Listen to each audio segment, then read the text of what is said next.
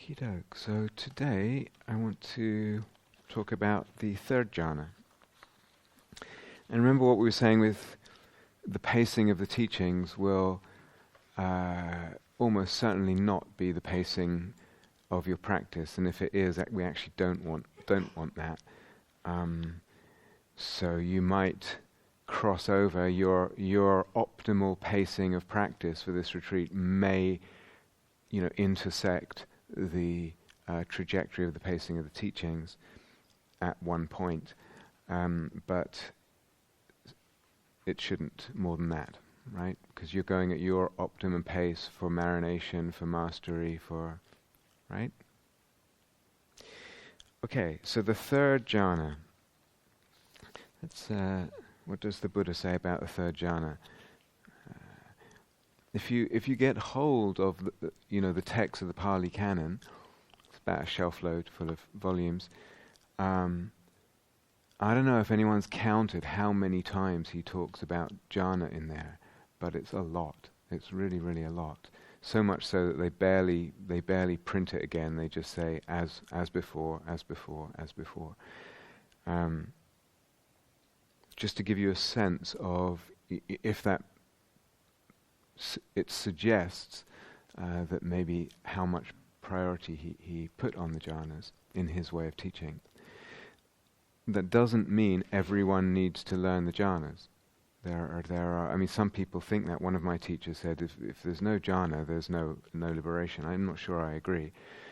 I would tend not to agree, but it does seem, looking at the Buddha, that he put, there's, I think, 2 suttas where he really talks about mindfulness. So I don't know how many suttas in the whole Pali Canon. Does anyone know, roughly? 1,000? I'm not sure. So 2 of those 1,000, let's say it's 1,000, are about mindfulness, one of which you'll be very familiar with, the Satipatthana Sutta. And then there's a lot of suttas on jhana practice. So we've kind of inherited a sense of a norm that probably doesn't actually historically reflect the kinds of practice that certainly the monastics were doing. Anyway, so here he is speaking about the jhanas again, and speaking to a group of monks. And so he's just gone through the first and second jhana, and then he says, and furthermore, with the fading of piti, with the fading of rapture, he, the monk practicing, remains in equanimity, mindful and alert, and physically sensitive to sukha. With the fading of rapture, he remains in equanimity, mindful, and physically sensitive to sukha. He enters and remains in the third jhana, and of him the noble ones, the enlightened ones, declare, equanimous and mindful, he has a pleasurable abiding. And the monk permeates and pervades, suffuses and fills this very body with the sukha divested of piti, with the piti removed, filtered out, gone from it. So with the permeates and pervades, suffuses and fills this very body with happiness divested of piti, so that there is nothing of his entire body unpervaded with sukha, divested of piti. And then really, to me, very gorgeous, appealing simile.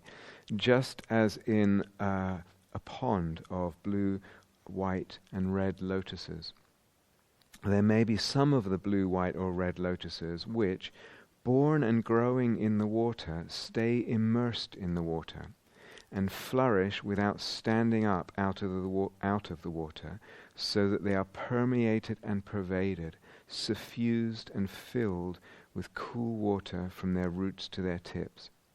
And nothing of those blue, white or red lotuses would be unpervaded with cool water. Even so, the monk, or just so, the monk permeates this very body with the sukha divested of rapture. There is nothing of his entire body unpervaded with sukha divested of rapture. Okay, so when we come to talk about jhana factors, I couldn't find the sutta. It's possible that there's times when the Buddha actually says the first jhana has 5 factors, the second jhana has two factors, 3 factors, excuse me, the third jhana has 2 factors, and etc. But I couldn't find it. Anyway, most people agree that the third jhana has only 2 jhana factors, sukha and ekaggata. So, but this text I've just read from the Buddha says all this other business, right? It says, where's it gone? Equanimous.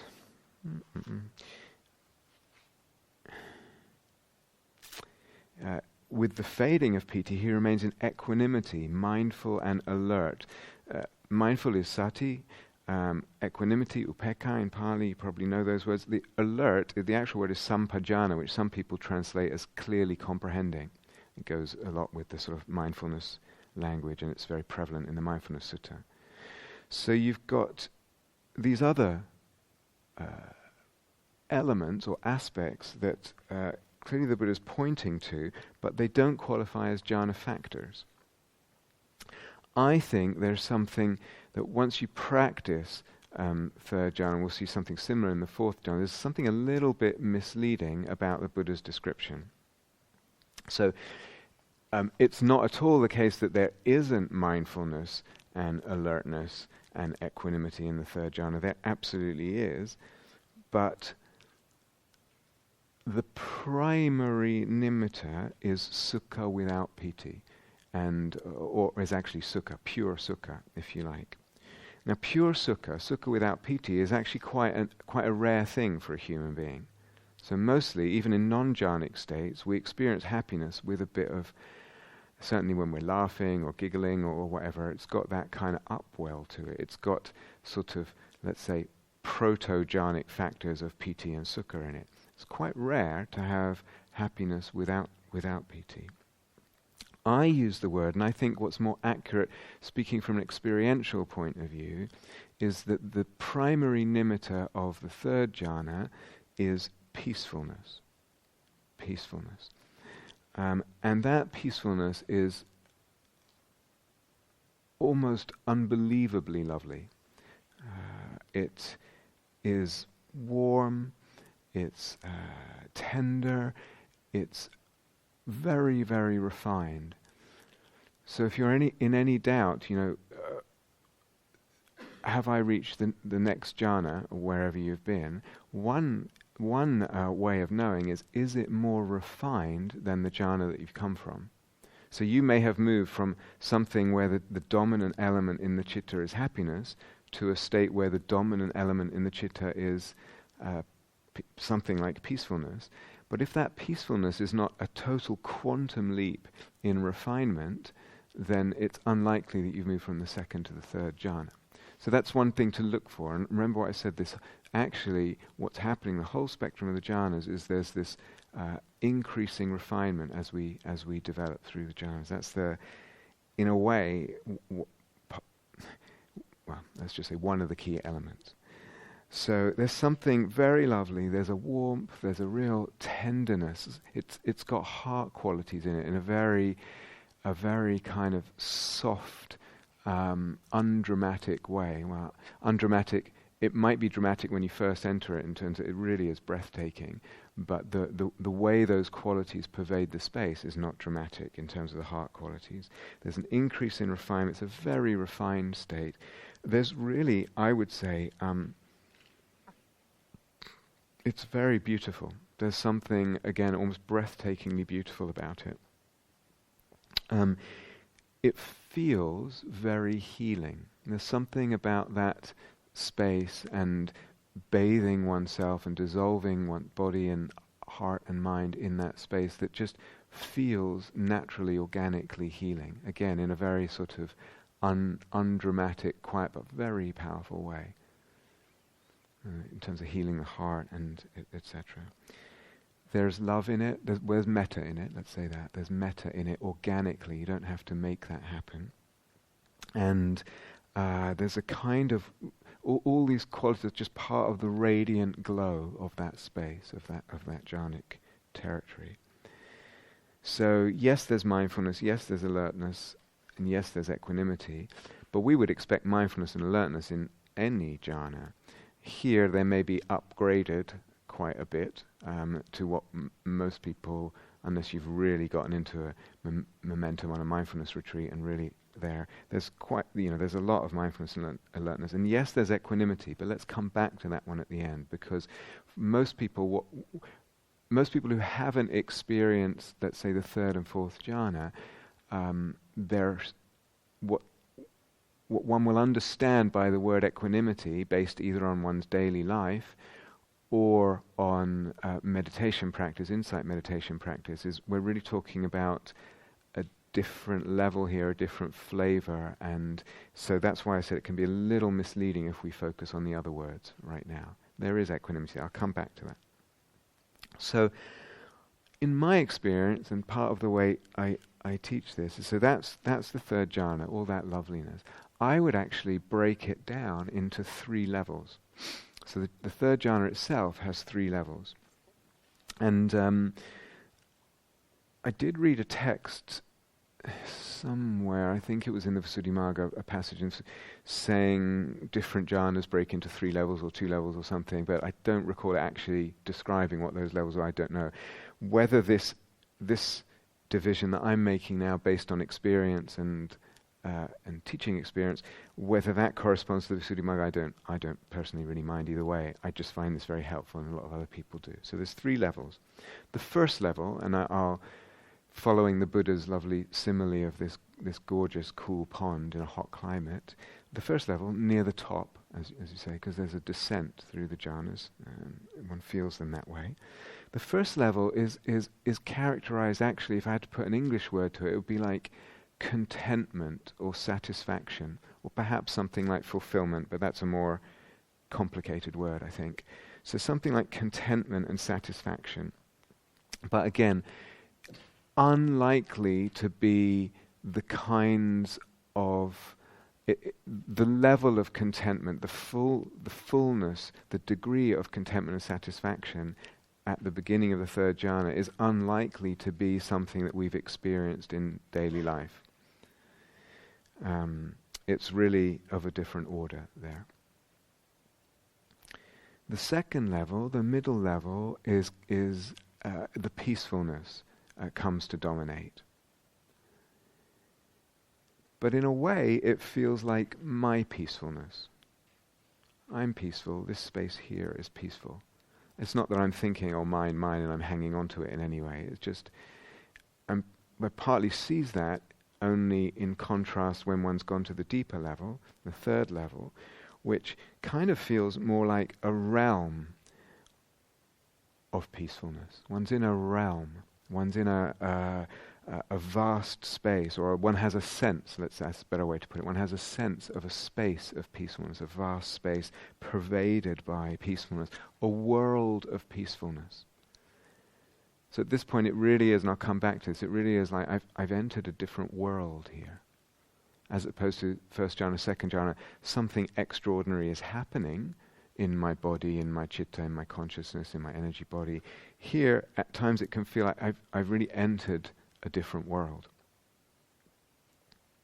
So those are the 3 levels that I would demarcate and encourage people to find, but the order in which they'll be revealed to you may not be 1, 2, 3. In other words, you may find yourself first in the middle one, or the third one, or whatever. No rush. In time, they will all become apparent, and we want them to all become familiar. And just as we have mastery with regard to a jhana, I can go there directly or whatever, you can also navigate within a jhana. So if you wanted to, you can go from the fourth jhana to the most superficial level of the third jhana, that contentment or whatever. You can just jump to wherever. No rush with that. It's part of the mastery. It's part of really knowing them. It will emerge just from everything that we've been doing, sitting with it, walking with it, being in it, but keeping the sensitivity, the antennae tuned, alive, alert, subtly discriminating, noticing, and just and enjoying, and these things will get revealed. So how does one access? How does one enter the third jhana? One way is one way is to just be in the second jhana with the happiness, but really drink it. Really drink and drink and drink that happiness. Drink and drink and enjoy that drinking. We have a thirst we don't even recognize. And in a way we need to slake that thirst. Just drink and enjoy. And at a certain point,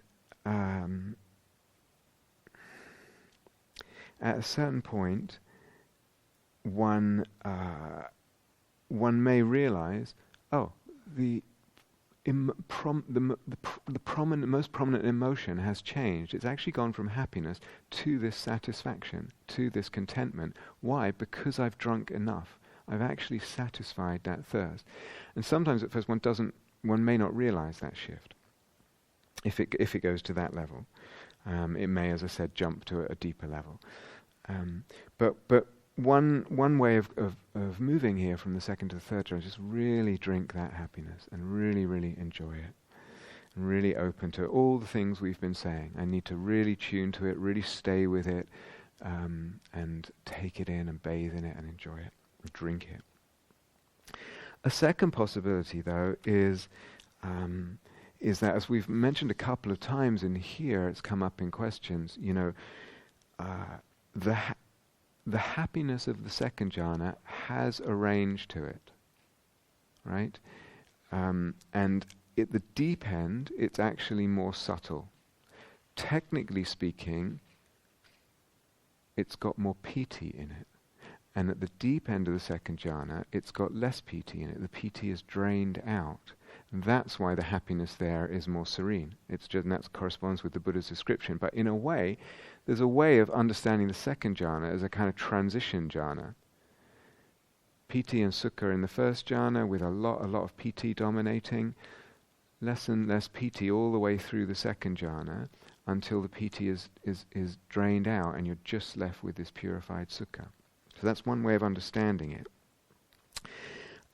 There's a kind of spectrum of less and less piti, and correspondingly there's a spectrum of more and more subtilized happiness. Okay, so you can either drink your fill with the happiness, or go with this, ride the spectrum down into more and more subtlety. Eventually, like all the other jhanas, if we're talking about mastery, you can just summon it. You don't need to go from the second jhana, you don't need to do anything, you just remember the third jhana and call it back by a subtle intention. If one is going through the letting the happiness get more and more subtle, absolutely, totally crucial that the attention needs to get increasingly subtle with it. And that you need to get really into it. If it's like subtle piti, subtle happiness, it doesn't need to be strong for me to totally relish it and totally enjoy it and totally get into it. So if the attention is not fully maximally subtle, and if I'm not fully maximally enjoying it, what I will end up with is a state of peacefulness, or perhaps will end up with, is either I'll get lost or fall asleep, or a kind of state of peacefulness that is actually slightly dull, slightly insensitive, and the peacefulness will not be so alluring and so magical in that way. But even these words dull and insensitive, again, to most people they mean something quite gross. At this level we're talking about, dullness. We're also talking about really subtle dullness, really subtle insensitivity. So compared to our normal state of consciousness, they're not gross, obvious defects. But if I'm taking that second method of going down in terms of the subtlety of the happiness, I absolutely have to really be on my toes with the attention. really subtilizing the attention, really getting into it, really making sure I'm opening, enjoying, penetrating, all the rest of it. So there's a slide, but where that slide takes us to depends on very much on what the mind is doing and what the relationship with it is. So what that all implies to me is the safest bet actually is the first way. Just drink that happiness. Drink it and drink it and drink it and drink it and open it. Slake your thirst. This kind of, I don't know what we'd call it, a satellite, non-jhanic state of equanimity or peacefulness. As we've mentioned several times in here, and I've said it can be likely that one goes there because of the habitual tracks and momentum of one's previous insight meditation practice. We talked about this, right? If you practice mindfulness, and once that gets going, you're basically practicing a kind of let go, let go, let go, and as I'll come back to at the end today, that will take you into some or other state of equanimity. It's a very okay state. Relatively speaking, it's a skillful state, but it's unlikely that it's the third jhana. Okay, if that's just, I recognize this place from before, kind of quiet place I've got to sometimes on retreats before, whatever it is, peaceful. It seems to match, well, there's peacefulness, there's mindfulness, there's equanimity, there's alertness, etc. But it's unlikely to be that. I mean, it might be, but it's unlikely. So again, what this partly implies to me is to maybe safest to go with the first one. Drink the happiness. And kind of see if you can keep it at a certain bandwidth where it's really, this is obvious happiness, and it's not, it's something quite strong. It may be possible that that kind of non-jhanic equanimity, peacefulness state can get kind of nudged, maneuvered into a jhanic state, like the third jhana. If you hang out there, so this is the kind of state I remember from my insight retreats, and if I hang out there, but really the attention has to be really, really alive, really subtle, and really maximizing the enjoyment. Really trying to find what's most pleasurable in here. It may be possible for some people that then that sort of more familiar insight state of equanimity, with very careful work play, becomes the third jhana. But it will probably be much more likable and much clearer experiences of the third jhana if they go through the second jhana in the way that either of the ways I was talking about, but more likely that drinking one. So you'll more likely end up in what's definitely jhana territory, rather than a sort of relatively skillful, or only a sort of relatively skillful peace or equanimity. So like I said, this, in relation to differentiating this third jhana from those kind of relatively peaceful sort of states that we might know of equanimity or peace to a certain degree, and what we might call sort of satellite states, maybe. The third jhana, again, is breathtakingly touching. There's something that touches the being, impresses on the body, the heart, the soul, very, very profoundly. It's really very touching. As I said, a beauty there. It's very beautiful, really an extraordinary state, and it really does impress on the whole being. So, yes, this differentiation between states, and remember I said I contradict myself many times, and sometimes we don't need to worry so much about, am I in it, am I out, where exactly is the boundary. Instead, just work and play with this care, which gets very fine now, the work and play, but it's still sassy at this level. And rather than am I in, am I out, just keep playing with the sassy, and let your work and play be also quite subtle and intense, but in this very subtle, very gentle way. So I actually have to learn that about how to work intensely without without being too crude and too heavy-handed and too pressured. So I can't remember, I thought it was in the Pali Canon, something the Buddha said, but it might be in the Visuddhimagga.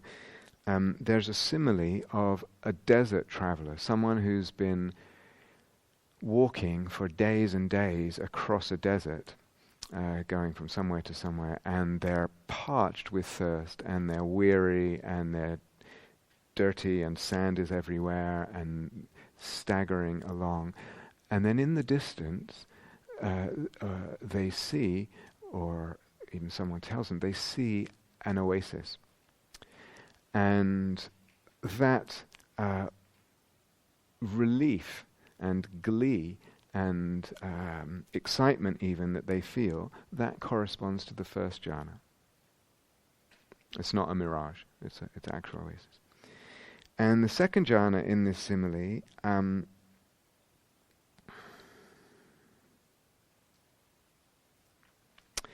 is they reach the oasis and they flop down by the side of it on their hands and knees, and they just drink and drink and drink that cool water. And their thirst, which has built up over wandering, the desert is samsara basically, and their thirst begins to be slaked. But they need to drink a lot. They're pretty dehydrated. They need to drink and drink and drink. And the third jhana, at a certain point, they just decide, I'm just going to get in. And they just immerse themselves into this beautiful, cool, spring-fed pond with lotuses there, and they just dunk themselves, and they wash their body, and they submerge themselves, and they drink some more, and all that. And that's the third jhana. So, like I said, or like I pointed to, the ordinary usage in English of words like happiness and peacefulness and equanimity, it doesn't really capture the kind of degree and depth and beauty and impact and the sort of, or the whole other level that we're talking about here with jhanic factors and jhanic words, and certainly when you get to the third jhana, that's the case. Okay, so a little bit about working in the third jhana. As I mentioned, the third level is, to me, feels like a kind of a sense of a realm, of a much wider, perhaps a vaster space even.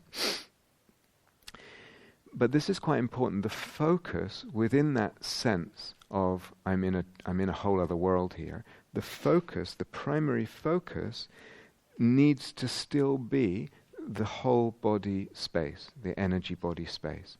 So you can still be aware I'm really in this other realm, but the jhana will only stabilize and deepen, and you'll only get its maximal fruits if the primary focus is on the whole body space. Just it's actually a bit bigger, So it might be as much as 2 feet in front of you even, or whatever. That sort of space around the energy body.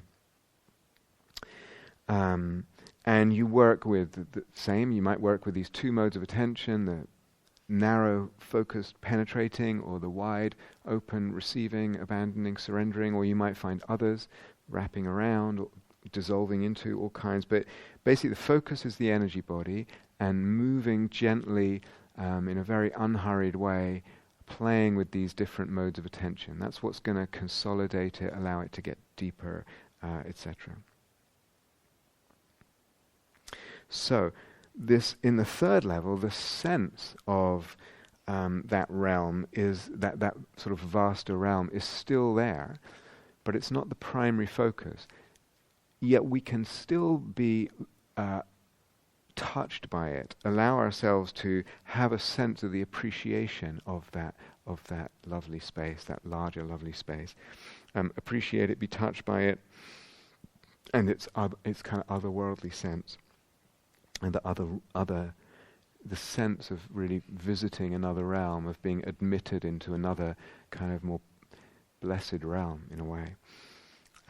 So it's, if I say the primary focus is with with the whole body and the energy body, it doesn't mean that I'm still not aware of this realm and I can't still feel the beauty of that and the loveliness of that. And one can kind of invite or imagine bringing in, or just bring in that sense of peacefulness from the bigger space, in, or just allow it in, open the energy body space to it. So in some way or another, all that lovely peacefulness from that space, you bring it into the energy body if you need to.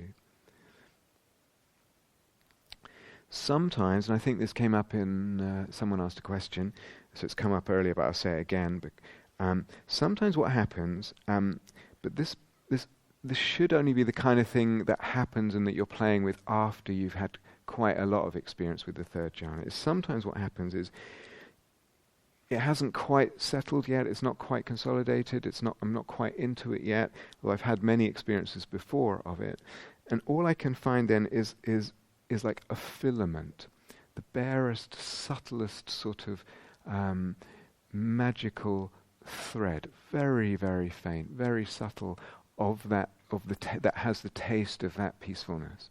And all I can find is one, and maybe it's in one place in my body. Now, body might be body, it's in, like I say, it's in my belly, or whatever, or body might be, remember when I say whole body, it means the space, right? I said that defining at the beginning. Right? So when I say it's not necessarily, I'm not correlating it with any part of my anatomy, it's just somewhere in this space, but it feels like it's connected with my body. Usually things feel like they start getting lower down. The center of the attention starts getting lower down. Maybe even the place where initially in this case the peacefulness is stronger, is lower down the body. That's common, but there are always exceptions. And eventually, obviously, we want the whole space to be filled with that peacefulness. But sometimes what happens, a lot of experience, and this session, it's not quite going so well, but it's fine. I can tell. I just need to play a little bit, and all I can find is this one really, really subtle thread, and I start to follow that. I'm tuning to it, and I'm just enjoying that thread and attuning the attention to it and finding the beauty in it.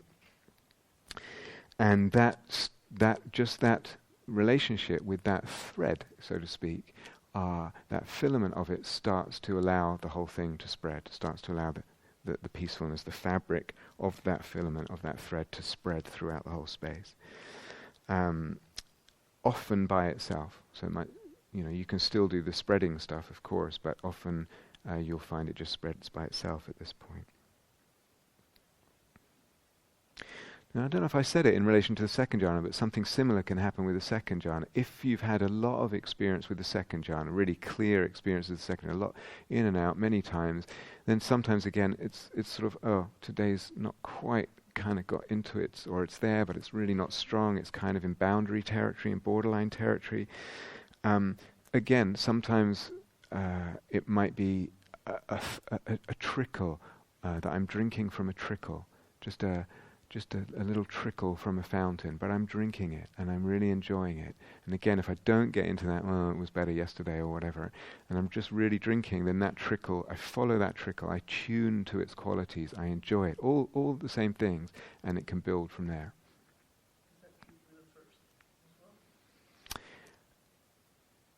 Well, in a way it's true for the first because of how we've been talking about the two possibilities of piti arising, that one of them is like the ember and glowing. So in a way it's true, yeah. Okay. Sometimes what happens with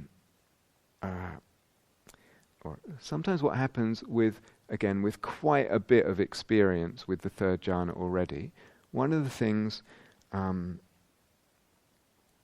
remember, like I said, when you encounter a new territory, a new jhanic territory, a new level of consciousness, whatever you want to call it, a new state of consciousness, the first few experiences are often like a dam bursting, and it's just that everything is perfect and wow, and there's no effort involved, or very little effort.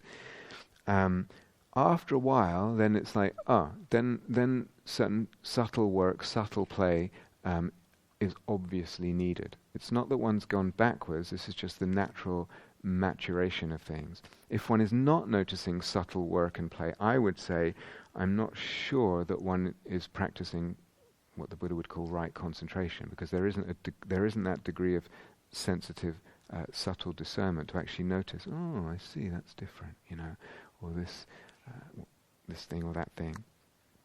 So, one of the things that one can notice after a while that can happen sometimes is that it's almost like there's a mental kind of this. There's a mental aspect of this lovely peacefulness, this gorgeous peacefulness, and there's, so to speak, a physical aspect of this gorgeous peacefulness. In other words, felt in the energy body, and they can become separated. Sometimes the mental and the physical peacefulness can become separated. We want them integrated. We want the whole thing, let's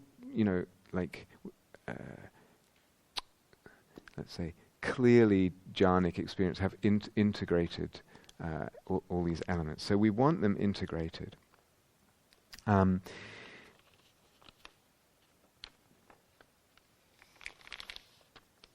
So it could be that you've practiced really a fair amount with the third jhana,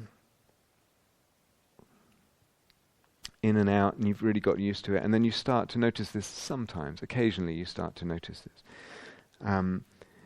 It could be either of those comes first, like I'm experiencing a mental peacefulness that I recognize from the third jhana, but not the bodily, or the other way around. Okay, so it could be either, but they're not integrated, and they're not. One is present, one is not absent. The breath can really help to integrate them, or I suppose the metta at that point.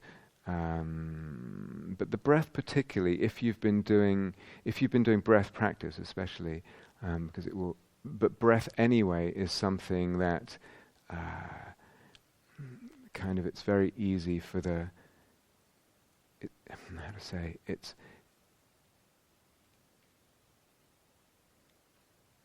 there's a way that the mind can follow the breath, not just follow it with attention, but follow the way the breath is tells us how the mind is. The way someone's breath is, you know this at a very gross level. So the mind and breath are quite related. So bringing the breath back in, if you've been working with the breath, can be quite helpful at integrating the mental and the physical.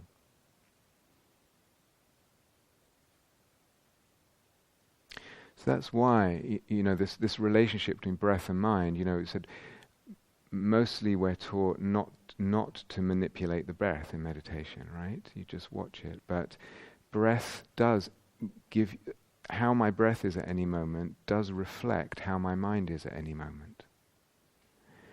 And so, in a way, the mind is shaping the breath. But if it also, like so many things, if the causality seems to work one way, it often works the other way too. If I shape the breath, I can affect my mind. And that's why when we started with this really longest breath, and with the energy body breathing, really long breaths, because we often need more energy. And then that's why the Anapanasati Sutta starts with breathing in long, this turnout, whatever that person was doing, breathing in long and then breathing in short. To me it's deliberate, because the manipulation of the breath manipulates the mind, which, if you're trying to settle the mind, is what you're trying to do anyway. So you actually settle the mind, shape the mind through playing gently, subtly, responsively with the breath. Anyway, breath integrates, or is a bridge, or straddles body and mind. And so at this point, if the mental peacefulness is there, but the bodily peacefulness is not, or vice versa, bringing the breath back in can help. One of the things that can help integrate them. But really, with these rupa jhanas, with these first four jhanas, is I say body, body, body, body, body. It's maybe more likely for people to feel like they're experiencing a mental peacefulness, and there really isn't the sense of that peacefulness pervading the body, like to that degree. So as I said, there may be a thread or just a place in the energy body. It's just a location in this space of the energy body. It may be very, very subtle, and tuning to that, focusing on it, following it, enjoying it, etc. Or it may be there's a sense of, here's this realm. It may be I've already got a sense of the third level, but it's still not integrated and settled. And I want to kind of immerse the body in that realm, immerse the body in the peacefulness. But I have to get the body involved. So always, you hear in the Buddha's description, he says it, in each short paragraph, he says it twice about getting the whole body involved. No spot untouched, pervading, suffusing, etc. It's over and over again, body, body, body, with these form jhanas. So I really have to make sure I work to get the body sense filled like that, and really involved, and really, pervaded, etc. So I can immerse my body in this space of peacefulness. I can dissolve my body out, so to speak. I dissolve my energy body out into that peacefulness, or I dissolve the peacefulness into the body. All these things. But so much has to do with tuning again. It's really, again, what's happening in each jhana is not that we're paying attention to it and keeping our mind fixed on one small physical or one small location in space. We're tuning to a certain frequency. And the frequency that we're tuning to in the third jhana is very, very refined.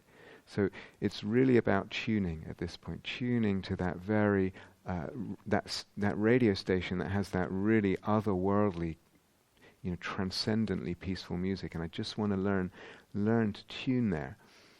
And really that fine tuning, and then pay attention, attune, and let things amplify from there.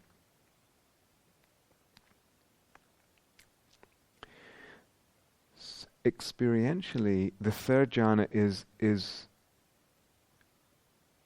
there's a, I suppose we could say there's a quantum jump in stillness from the first to the second jhana, and then there's a whole other quantum jump in stillness from the second to the third. So it's a very still state. And sometimes people's initial descriptions when they first enter it in an interview, they're describing, they say, it was really still. It is very still compared to what most human beings will ever have remotely come near experiencing. But yet, there is actually a very, very subtle, gentle movement in it. It's possible that there's very, very subtle, gentle movements within it. Almost, so if you've been, if the breath is your base practice, it's almost as if you'd forgotten about the breath, and then it's almost like it can re-emerge at this point, but just really, really faint echoes of the breath. It's like one is almost not sure, is that the breath, or is that me just imagining a very subtle breath? In a way, it doesn't matter, but there can be this very gentle breath or very faint echoes of the breath, whatever it is, and they carry this very subtle, gentle movement that's somehow there within the stillness. It doesn't in any way disturb the stillness, this movement.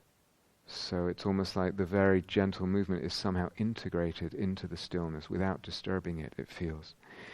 The movement itself, this very gentle movement, seems itself, the very movement seems to express stillness, which in English is a contradiction in words. But there's something very beautiful about the movement, so it seems to really manifest or express this lovely stillness. The image I had, I think I've shared it with a few of you, is one image you might think of for this, and that might even be helpful as a tiny tincture at certain points, is imagine a kind of lagoon, or a pond, and under the water, so it's fairly deep water, but under the water there's those a few long strands of, I don't know what it is, seaweed or something like that, and they're just, You know how they sway sometimes really, really gently and slowly? There may be some kind of movement in the experience that's akin to that. But, and that may be with the breath or something else. But, I'll just put that out, yeah.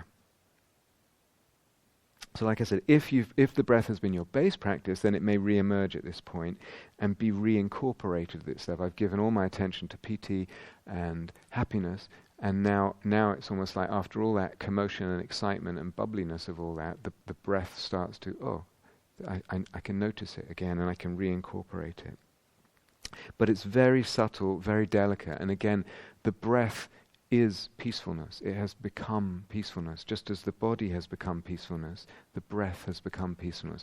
This movement of the seaweed at that point, I don't know if you can get the sense from me, just the image, it's like the very movement is peaceful. It expresses peace, expresses a kind of stillness.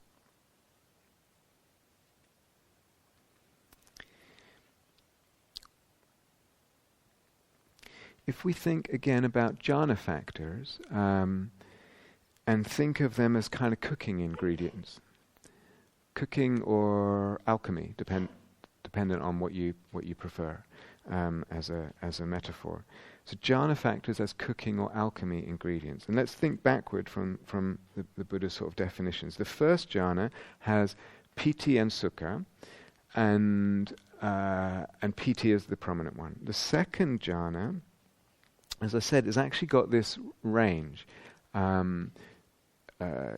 and piti are both there, but through the range of the second jhana, the piti is getting slowly filtered out.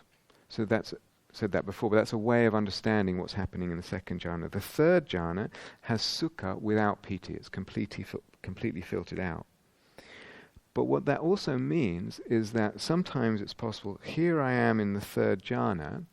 And if I want to go to the second jhana, I can just take some piti from the shelf and just pour it in a little bit. And dependent on how much I pour in, stir, I will end up in a different place in the second jhana, right? Does that make sense?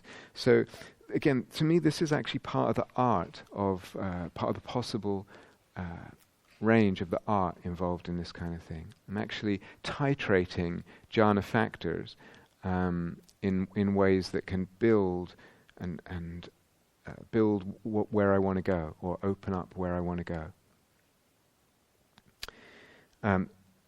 So if I add a little piti, I'm going to end up in the deep end of the second jhana. If I add a lot of piti, I'm going to end up in the shallow end of the second jhana, where things are more bubbly, etc.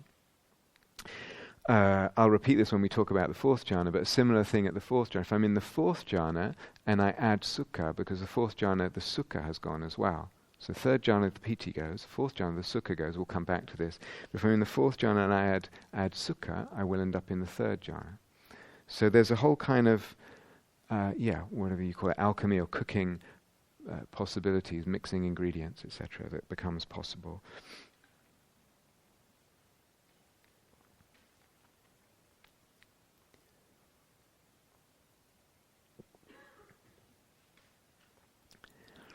And after time, in the third jhana, you may not notice it quite early on in your sort of openings to the third jhana, that if the senses are open in the third jhana, you're still hearing the birds or whatever it is, or other sounds, or even sounds that we wouldn't usually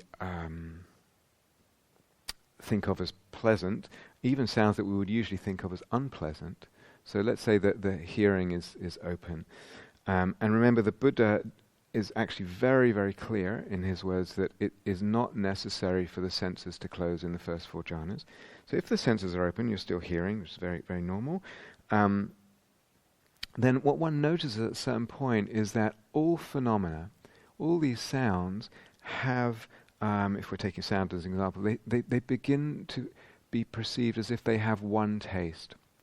There's something we notice pervading not just the so-called intrapsychic space in the jhana, but also the world of the world outside, so to speak, the world of the senses. So they have this one taste, the sounds, even an ugly sound like someone drilling somewhere or a lawnmower or whatever it is, begins to have this, everything has this one taste of, and the taste is of this beautiful, profound peacefulness. So that the taste starts to spread, and basically a kind of cosmic deep okayness, like very deep okayness, spreads throughout the cosmos, and everything in the cosmos seems to have that same taste.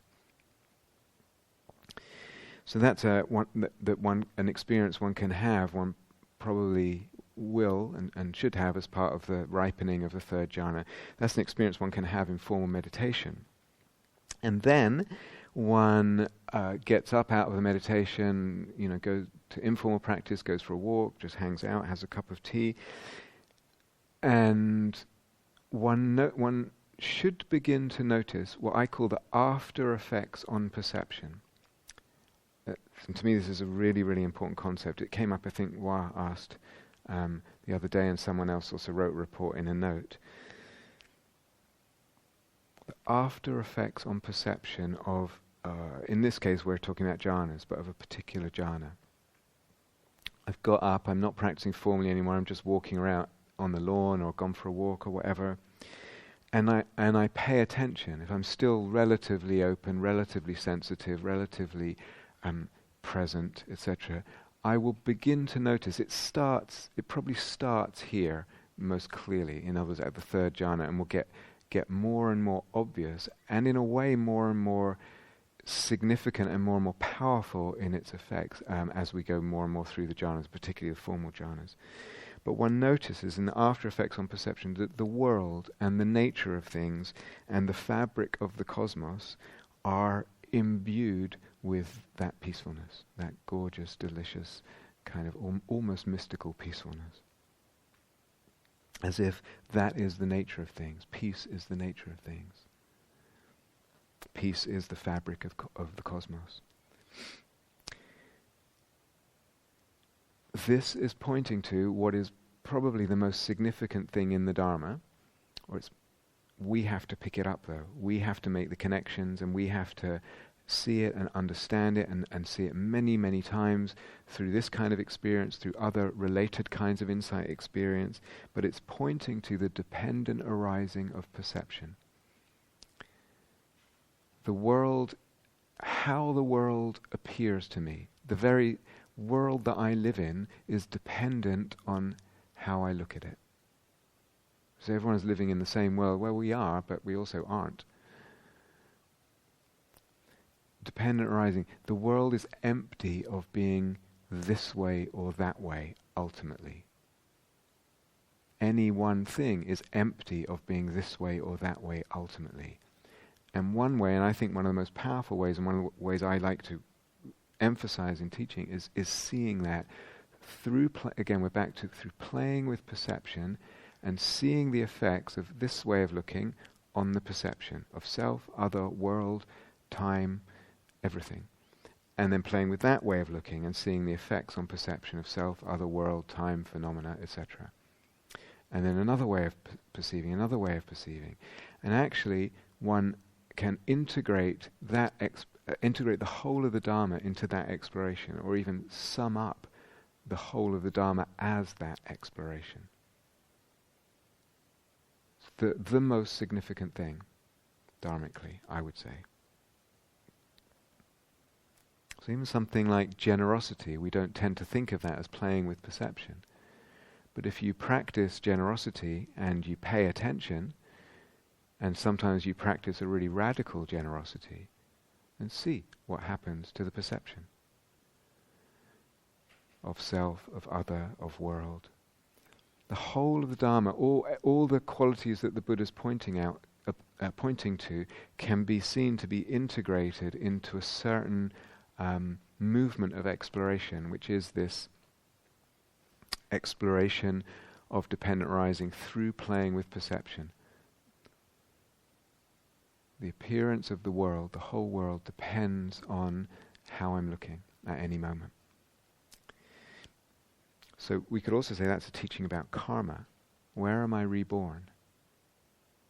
Do you understand that? Do you understand how that makes sense? Actually?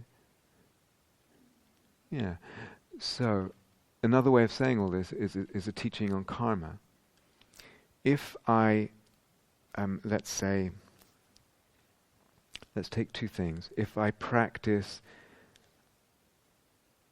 let's take two pairs: kindness or unkindness, and generosity or stinginess. Yeah, stinginess. Yeah, kindness or unkindness, generosity and stinginess. And I practice those things. I practice stinginess, and I to different degrees.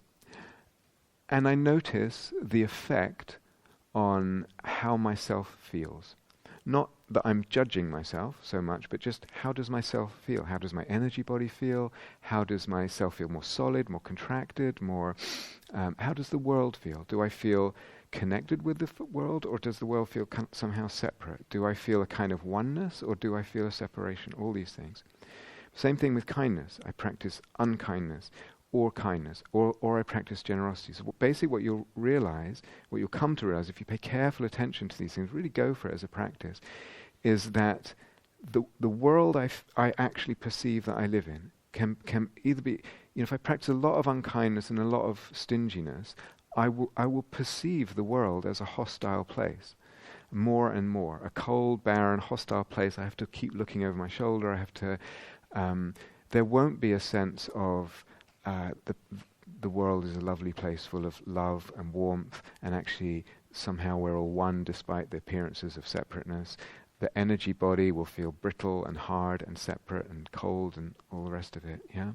So these are just everyday examples outside of meditation. What happens in meditation is you're taking some of those kinds of things and just cranking them up to a whole other level of power, where the effects on perception of self, other world and all that just become way more powerfully obvious.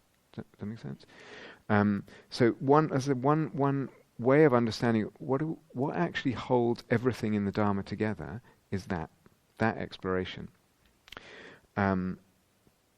So we will return to this just because it's so important, and as I said, it's even more important when we get to the formless jhanas. But this whole shifts in perception with different ways of looking.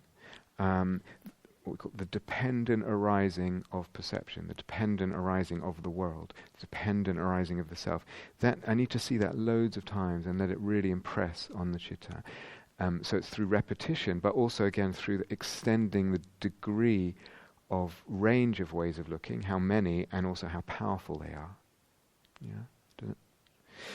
So yeah, we can think of that also as a teaching about karma.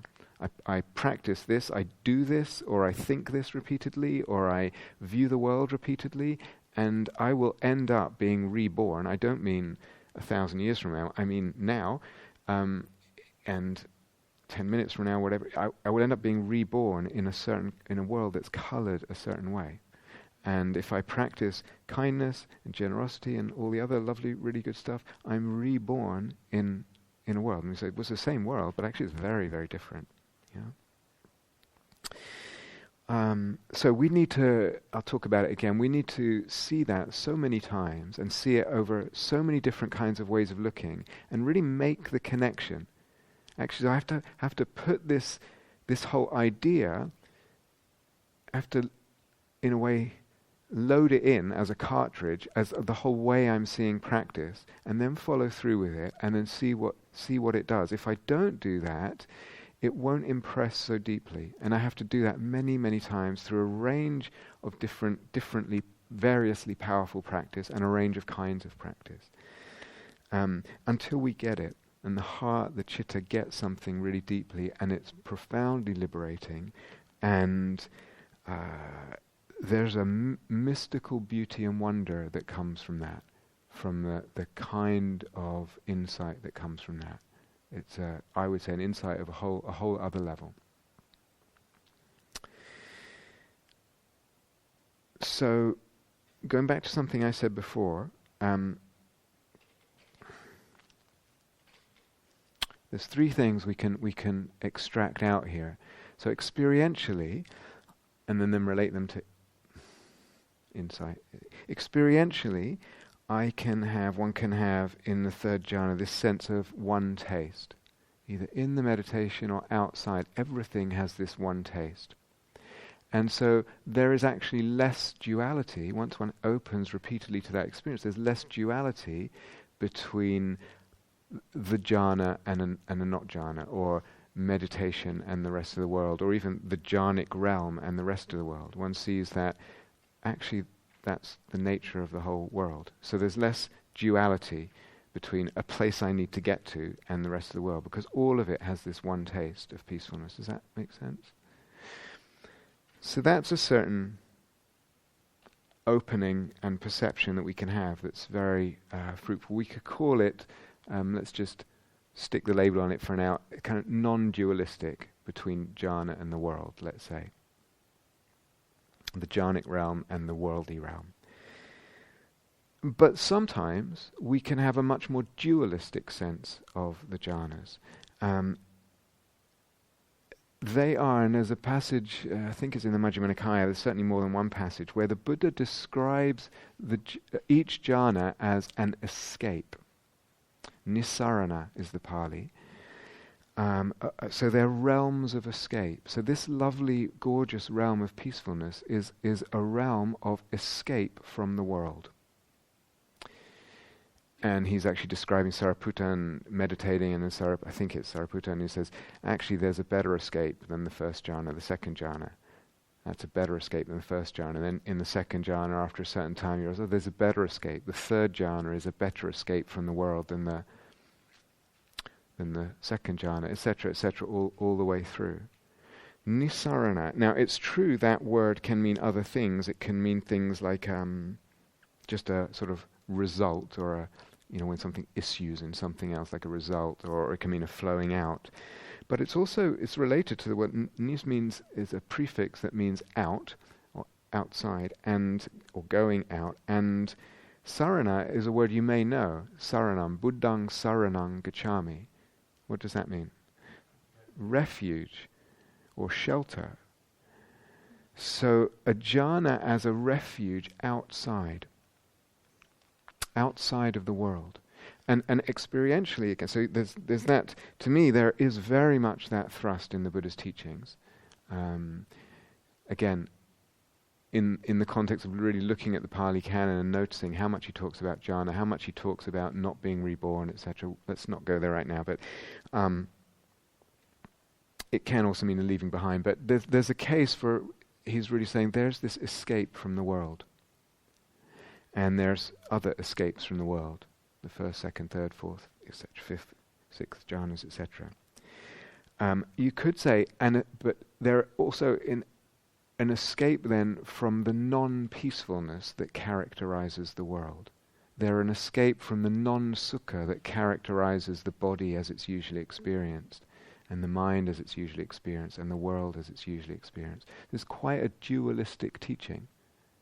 And it points the way, or paves the way even. Each jhana is a step of, or a further escape. It paves the way for the total escape of the arahant not to be reborn into this world.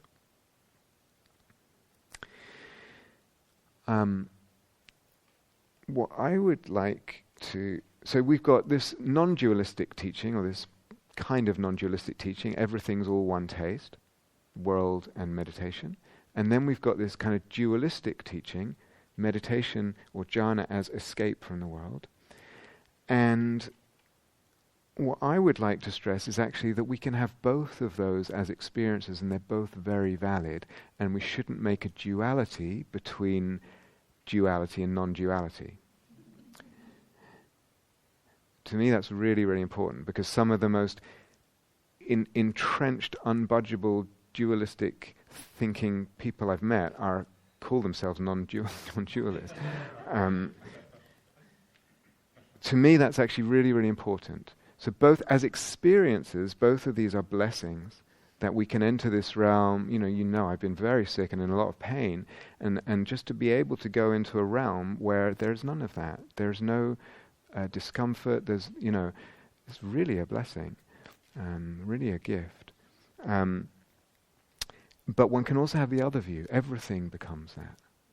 So they're just views. They're just views that we can move between. What's the deeper view between, what's the deeper than these two views, is this third thing that we were talking about, dependent arising. Because dependent arising, when I really understand that, it legitimizes and it opens the door for all kinds of different views. One can view dualistically, and one can view so-called non-dualistically. One understands this or that perception arises dependent, it's empty, and that gives me freedom. There's no perception of anything that is not empty. Since all perceptions are empty, in a way there's not a hierarchy, there's not an intrinsic hierarchy. There's a hierarchy dependent on what I might want at any time. I might want to reduce suffering, but then, okay, which way of reducing suffering right now helps the best? The hierarchy is not intrinsic, it's not, so to speak, ontologically intrinsic, but it might be practically, then one might hierarchize practically, so to speak.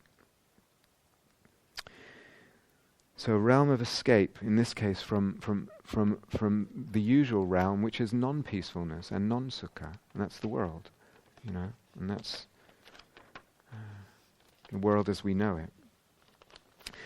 So how does this peacefulness arise?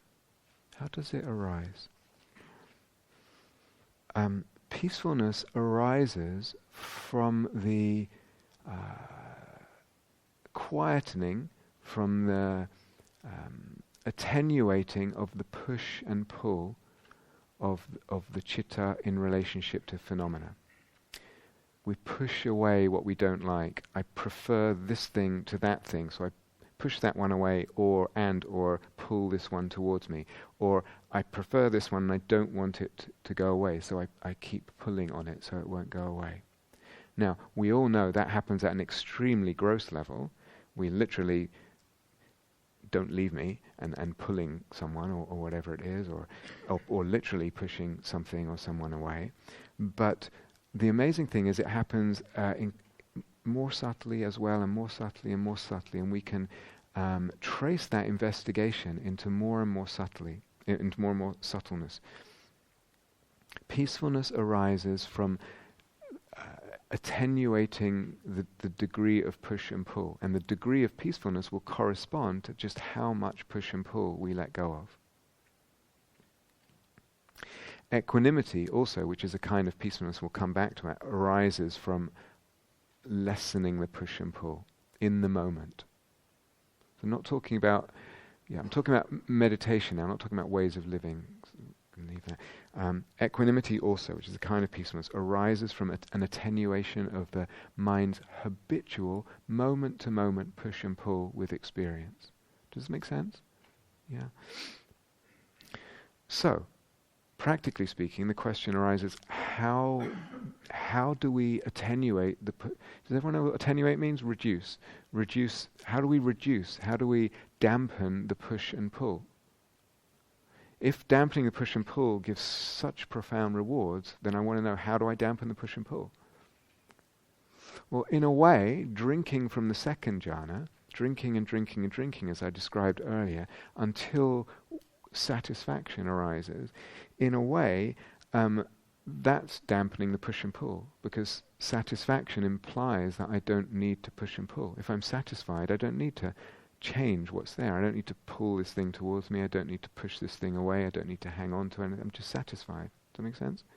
So drinking the second jhana is, I don't know if it's officially the proximal cause of the third jhana, of the equanimity that the Buddha's talking about in the third jhana, that degree of equanimity.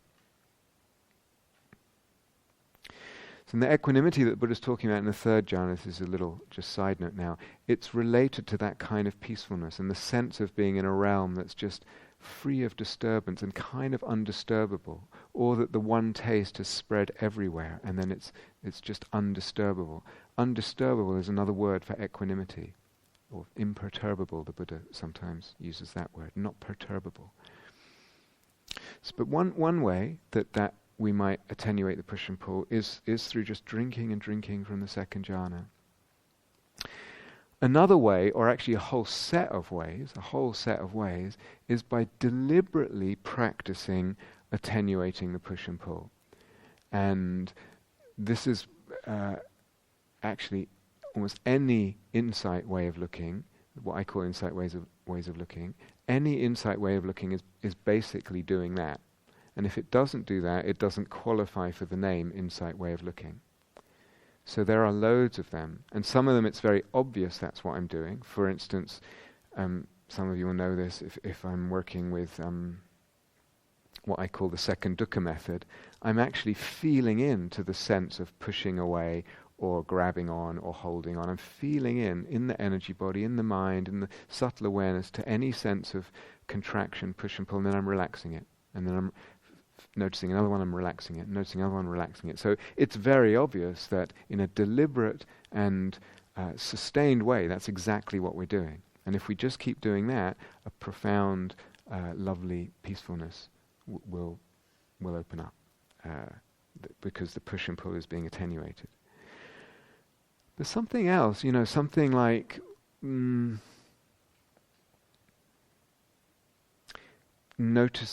practicing the view of anatta, of seeing phenomena as not self, or practicing the view of seeing phenomena as impermanent, anicca. It's not often immediately obvious to people that that's what we're doing. That when we see things as impermanent, moment to moment, arising, passing, effectively what we're doing, as well as obviously seeing the impermanence, the result in the moment of seeing the impermanence, not 10 years later, but in the moment, not even a month later, in the moment, the result should be that because we see everything's flowing so fast, we just let go. We don't even have to think, oh, it's impermanent, therefore I should let go because I don't want to suffer a sense of loss. It just happens automatically. It's like if you, I don't know, if you try and, probably a poor analogy coming up, but if you try and imagine sand just pouring and pouring, there's loads of the sand, and you just are trying to catch it in a net that's just completely the wrong size meshing, and it just falls, it just keeps falling through. If you keep trying to catch it in the net, you just haven't realized it's just impossible. So I don't have to think about that. I wonder, maybe it's the holes are too big. It just is obvious.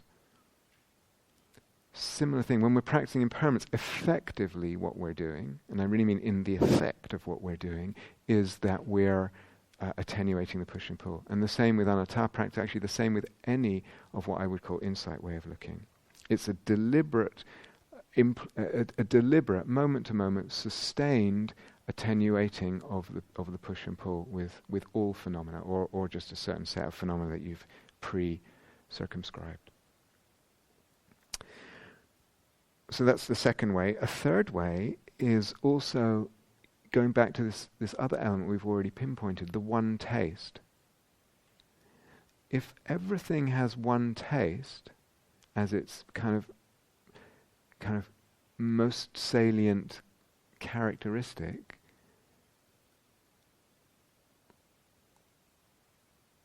I don't need, it's all the same. It's like I'm not going to choose this molecule of water over that molecule of water to drink. It's all just water. And so what's my reason for push and pull? So I'm not talking about living your life that way. That would be utterly stupid. But some people then get the idea that Buddhists are supposed to sort of have that attitude to everything, and it's anyway. I'm talking about a meditation practice that one does for a period of time for the sake of seeing what the results are. Because it's telling, A, it's opening up a beautiful resource and space, but B, it's going to tell me something about emptiness and dependent arising, which is the most liberating insight or range or realm of insight that I can have. But if I, in some way or other, practice perceiving things in Mahayana, say, with equality, there's equality. Everything is the same somehow. Either everything has the taste of love or it has the taste of this peacefulness, but everything is that. Then just that perception, there's no differentiation, there's nothing to hook any reason to push this away and pull that. Do you understand? Does that make sense? So that's another way, that's what one might practice in meditation. But in a way, most of that, those second and third, the deliberately practicing, attenuating the push and pull, and the sort of one taste, In a way, they're sort of more insight practices. Primarily on this retreat, if we talk about how does the push-pull get attenuated so that the peacefulness can arise, it's primarily through the second jhana and the satisfaction that comes there. Okay, so same deal with the third jhana, with mastery and everything that we've been talking about that. The different elements of mastery, which you already know, and the issues of pacing. Like, when is it the right time for me to play with trying some of that? When is it premature? Am I being too heavy with it, or can I keep it very light and very much like a game? Now we've expanded our possibilities for leapfrog and ping pong. You can jump. Let's say you've been in the third jhana, and then you can jump to the first, and then the third, and first. That's ping pong, first, third, but it's also leapfrog, so it's a leapfrog ping pong. Do you see? Or 3-1, 3-1, 3-1, 3-2 to, I don't know, but you get the idea. You start to move in any permutation and combination just at the end of sittings for fun. You're exercising the malleability of ways of looking, and it's an element of mastery. So including going out of any jhana at all. Let's just go back to kind of normal consciousness, and then jump from there to the second or the third or whatever it is. So these are little games you can have in the last 5 or 10 minutes, if there's the batteries left. Yeah, if there's energy left. Okay, so let's stop there and have a bit of quiet together.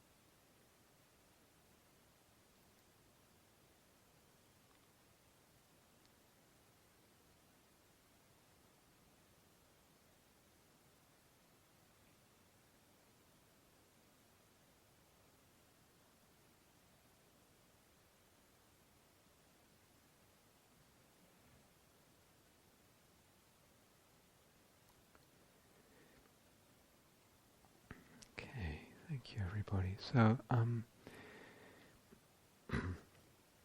like I said, if,